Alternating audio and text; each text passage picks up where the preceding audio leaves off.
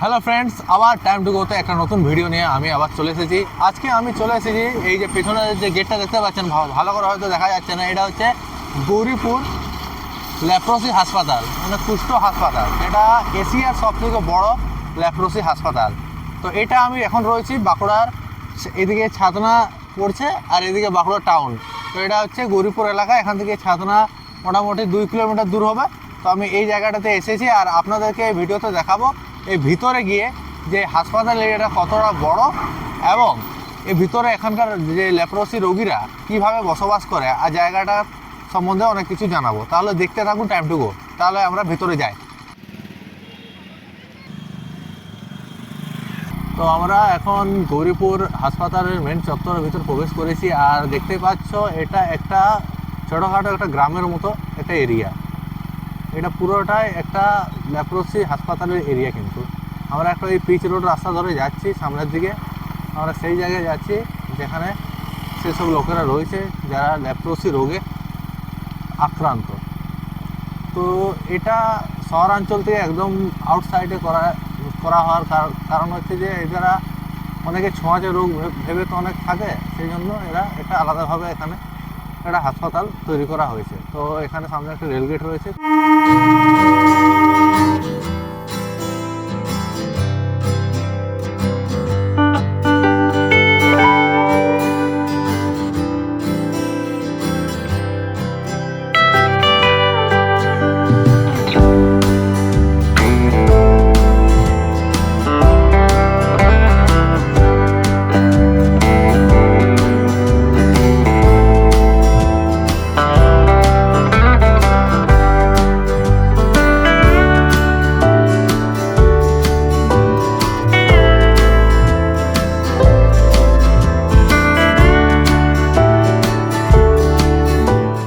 তো আমরা ভিতরে পৌঁছে গেছি। এই যে পিছনে বিল্ডিংগুলো দেখতে পাচ্ছেন, এই যে লাল কালারের হোয়াইট কালারের যে বিল্ডিংগুলো দেখতে পাচ্ছেন, এগুলোতে সেই রোগীগুলো থাকে, লেপ্রোসি রোগে। আর এখানে যে গ্রামে যেসব লোকগুলো দেখতে পাচ্ছেন এখানে, এরা বেশিরভাগ কিন্তু লেপ্রোসি রোগে আক্রান্ত।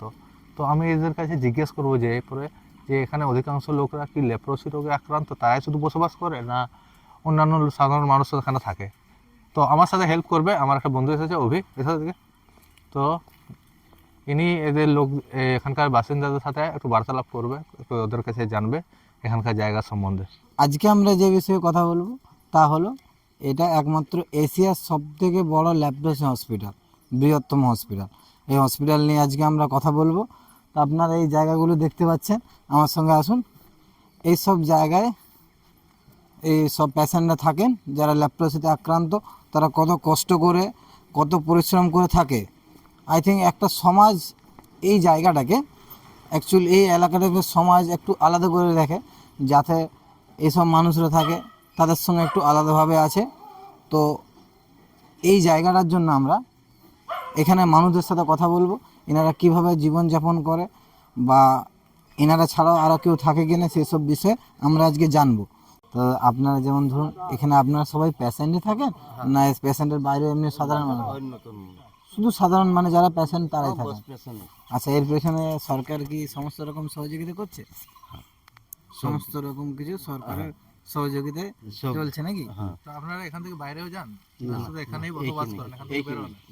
এখান থেকে বেরোনোর কোনো ইয়ে নেই? মানে এই যে এখানে এগুলো এই 10টা ওয়ার্ড আছে এখানে। আচ্ছা, কতগুলো ওয়ার্ড আছে? 10টা ওয়ার্ড আছে। 10টা ওয়ার্ড। 10টা। 3টা ফিমেল আছে আর 3টা এখানে, 6টা আর 4টা ওইদিকে 10টা। আচ্ছা, এখানে খাওয়া দাওয়ার সিস্টেম কিরকম থাকে? মানে রুমের কি খাবার পৌঁছে দেয়? হ্যাঁ, রুমের ভিতরে খাবার পৌঁছে দেয়। আচ্ছা, খাবার রুমের ভিতরে এমনি পৌঁছে রান্না দেয়। করে খাওয়া যাবে? হ্যাঁ, এমনি আপনারা চাইলে বাড়ির লোক এসে খাবার দিয়ে যেতে পারে। আর বাকি যারা আসে যায় দেখে যায় এসব। আচ্ছা আচ্ছা আচ্ছা, এখন আপনাদের মেন যেটা যে যে সমস্যাটার জন্য ভর্তি আছেন, এই সমস্যাটা এখন এই যে ওষুধগুলো খাওয়ার পরে এখনও কি মানে প্রবলেম একই রকম থাকে না একটু কম? কম বেশি হয়। কারণ বাড়ি যায় কোনো বর্ষার টাইম বাড়ে এখন একটু আচ্ছা, বাড়ির লোক এলে এখানে থাকতে দেয়, এলাও করে? কিন্তু আচ্ছা, আপনি এখানে কত বছর ধরে আছেন? আমি আমার 1 বছর হলো।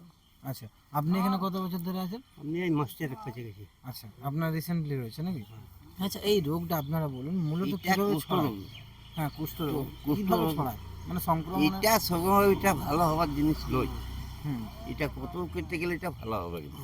আচ্ছা, এই রোগটা যে হয়, তো এই রোগটাতে আপনার ছড়ায় কি কি কারণে, আপনাদের কোনো অভিজ্ঞতা এটা আছে? তো ছাড়া জিনিসই লই, এটা ছাড়া বা রোগ লই। এই যে গ্রামটা দেখতে পাচ্ছেন, এটা একটা অনেক বড় গ্রাম। এখানে বেশিরভাগ মানুষই কিন্তু ল্যাপ্টোসিস থাকে। ইভেন এমনও আছে যারা যারা হয়তো প্রথম থেকে ল্যাপ্টোসিস জন্মগত বা ল্যাপ্টোসিস হয়েছে, এরপর তারা বিগত 10 বছর, 20 বছর, 30 বছর, 40 বছর থাকার পরে তাদের ফ্যামিলিও চলে এসেছে। এই যে পুরো গ্রাম দেখতে পাচ্ছেন, এই রাস্তা, এছাড়াও এই গ্রাম ছাড়াও এখানে রয়েছে হসপিটাল। হসপিটালের এরিয়া অনেক বড়, একটা প্রায় লোকাল সিটির মতন। তো আমরা আপনাদেরকে যতটা সম্ভব আজকে এক্সপ্লোর করে দেখাবো। তার মধ্যে এই যে আমরা কয়েকজনের সাথে কথা বলেছি এবং আরও কথা বলছি। নমস্কার, আমরা এসেছি এই সোশ্যাল সার্ভিস থেকে। তো আপনারা এখানে যারা আছেন, আপনি তো আক্রান্ত ব্যক্তি। হ্যাঁ তো আচ্ছা, আপনারা এখানে কতদিন ধরে আছেন? হ্যাঁ, কতদিন ধরে আছেন এখানে? এখানে এখন 30-40 বছর। আচ্ছা, এখানে মানে বাড়ি ফ্যামিলি হয়ে গেছে না? হ্যাঁ, না, ফ্যামিলি সবাই আগে এখানে থাকতেন নাকি? না না, পরে এলো।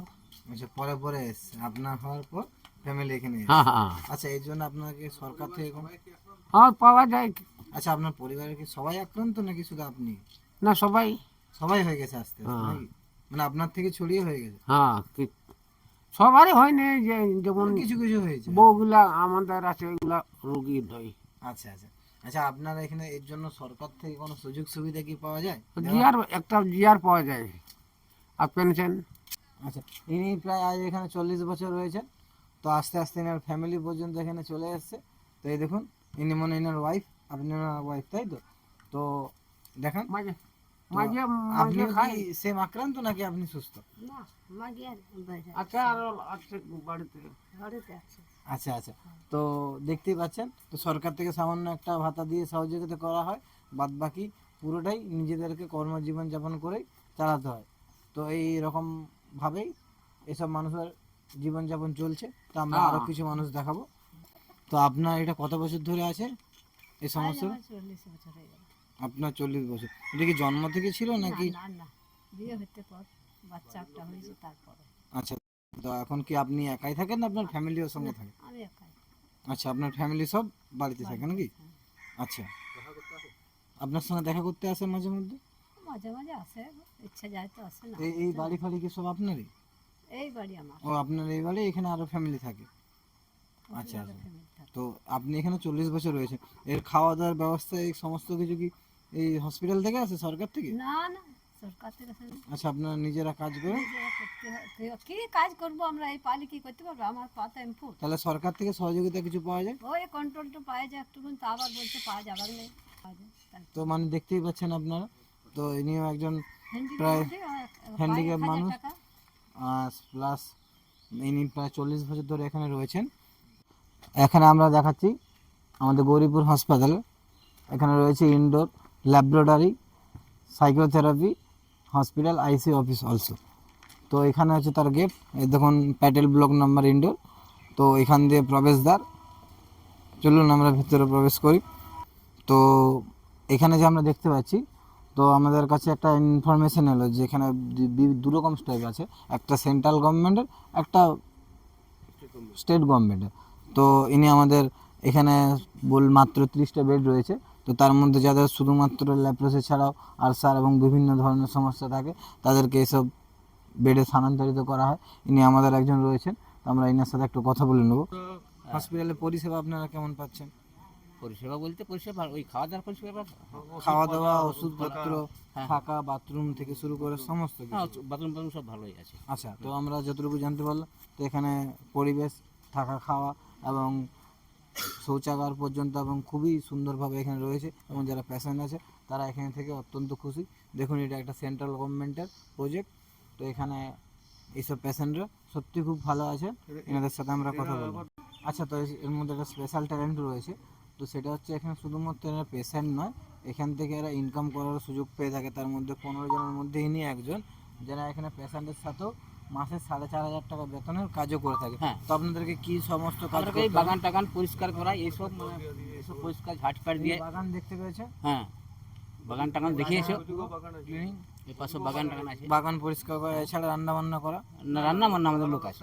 আচ্ছা, এই পরিবেশ পরিচ্ছন্ন করে রাখার জন্য হ্যাঁ, তো আজকের দিনে দাঁড়িয়ে আমরা আপনাদেরকে সন্দেশ দিচ্ছি যে আপনারা পরিবেশকে নিয়ে সচেতন হন। দেখুন এখানে পরিবেশকে পরিচ্ছন্ন রাখার জন্য 4,500 টাকা বেতনে এদেরকে রাখা হয়, যাতে এনারা কিছু ইনকাম করার সুযোগ সুবিধা পায় এবং পরিবেশও পরিষ্কার থাকে। হ্যাঁ, তো দেখুন এই যে বাগানটা সুসজ্জিত বাগান, বিভিন্ন রকম ফুলের গাছ রয়েছে, এখানে গোলাপ ফুল দেখতে পাচ্ছেন বিভিন্ন ধরনের। তো এই বাগান পরিষ্কার করে রাখা হয় এবং এছাড়াও এখানে রয়েছে অনেক বড় বাগান এবং খুব সুন্দরভাবে তারা কাঠ দিয়ে সুসজ্জিত করা হয়েছে, যাতে কোনো কুকুর ছাগল বা না এসে কিছু করতে পারে। সমস্ত জায়গায় বেড়া দিয়ে আছে, এখানে পেয়ারা গাছ থেকে শুরু করে কাঁঠাল গাছ, কলা গাছ, সমস্ত রকম গাছ খুব সুন্দরভাবে, কিছু আছে দেখুন। ইভেন এখানে সবজি গাছও রয়েছে। হ্যাঁ, হ্যাঁ। এই যে আমরা সবজি দেখতে পাচ্ছি যেমন সবজি বিভিন্ন ধরনের যা শুরু হচ্ছে, শাক থেকে শুরু করে কফি, পেঁয়াজ থেকে শুরু করে কফি থেকে শুরু করে মূলা, এখানে রয়েছে মূলা, টমেটো, হ্যাঁ, পেঁয়াজ, পেঁয়াজ, পালং শাক। হ্যাঁ, হ্যাঁ। আগে আমরা নিচে এই পেশেন্টদেরকে খাওয়ানোর জন্য, তো যাতে করে পেশেন্টরা সুস্থ এবং অর্গানিক খাবার খেতে পারে তারও সুব্যবস্থা এখানে রয়েছে। তো এর আগের মধ্যে 50টা বেড ছিল, কিন্তু এখন এটা ভেঙে গেছে। এটা ভেঙে আমরা যে নতুন বিল্ডিংটা দেখালাম, এতে এখন 30 জনের ক্যাপাসিটি রয়েছে।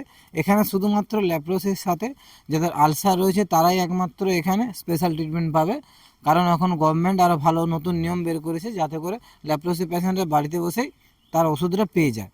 আমরা আজকে আপনাদের সবাইকে সচেতনের স্বার্থে বলে রাখি, কুষ্ঠরোগে বা ল্যাপ্রোসির প্রাথমিক লক্ষণগুলো কী কী থাকে সেগুলো আপনারা দেখুন, এখানে বড় বড় করে লেখা আছে। প্রথম লক্ষণ হলো চামড়ায় লালচে, তামাটে বা ফ্যাকাশে দাগ, যার মধ্যে স্পর্শ, ব্যথা বা গরম ঠান্ডা অনুভূতিগুলো থাকে বা থাকে না, মানে এক প্রকার অবস টাইপের বলতে চাইছে। হাত পায়ের স্নায়ু মোটা বা ব্যথা হয়ে যায়। তারপরে চামড়ায় শুধু আঁচড়াতে থাকতে পারে। এছাড়া কী হতে পারে, চামড়া খুব তেল মাখানোর মতো চকচকে হতে পারে, কিংবা শুকনো ফাটা ফাটা ভাব থাকতে পারে। কানের লতি ফুলে উঠতে পারে, অর্থাৎ এই কানের এই জায়গাগুলো ফুলে উঠতে পারে। কানের চামড়ার উপর, কানে, চিবুক ইত্যাদি স্থানে গুটি গুটি দেখা যেতে পারে। বিভিন্ন রকম চামড়ার স্কিন ডিজিজ যেরকম দেখা যায় সেরকম গুটি গুটি টাইপের দেখা যাবে। হাতে পায়ে চিনচিন বা ঝিনঝিন ভাব থাকতে পারে, হাত পা ভারী ভারী ভাব বোধ হতে পারে। এসব লক্ষণ যদি কখনো কোনো ব্যক্তির মধ্যে আসে বা আপনাকে সাথে কেউ শেয়ার করে, তো তাকে তৎক্ষণাৎ নিকটবর্তী হসপিটালে নিয়ে যাবেন এবং তার ল্যাপ্রোসির টেস্ট অবশ্যই করাবেন, এবং আপনারা সবাই সতর্ক এবং সজাগ থাকুন।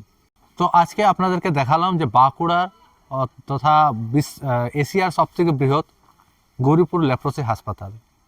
তো এখানকার পেশেন্টের সাথে আপনাদেরকে পরিচয় করালাম, তারা কিভাবে জীবনযাপন করছে, তারা কিভাবে এখানে বসবাস করছে, তাদের খাওয়া দাওয়া সম্বন্ধে এবং কীভাবে তারা চিকিৎসা প্রদান পাচ্ছে, সব কিছু আপনাদেরকে দেখালাম। এখানকার হাসপাতাল এরিয়া দেখালাম, এখানকার ওয়ার্ডগুলো দেখালাম, আর এখানে যারা নিজে বাড়িতে থাকে সেসব লোকদেরকেও দেখালাম। তো এরা অনেক কষ্ট করে এখানে থাকে, আর এরা একটা সমাজ থেকে একদম আলাদা হয়ে রয়েছে। তো কিছু কিছু লোকদেরকে এটাও জানতে পারলাম যারা পরিবারের সাথে পুরো আর কথাবার্তা নেই, তারা ওদেরকে দেখতেও আসে না, তারা একাই এখানে বসবাস করছে, নিজের জীবনযাপন কাটাচ্ছে।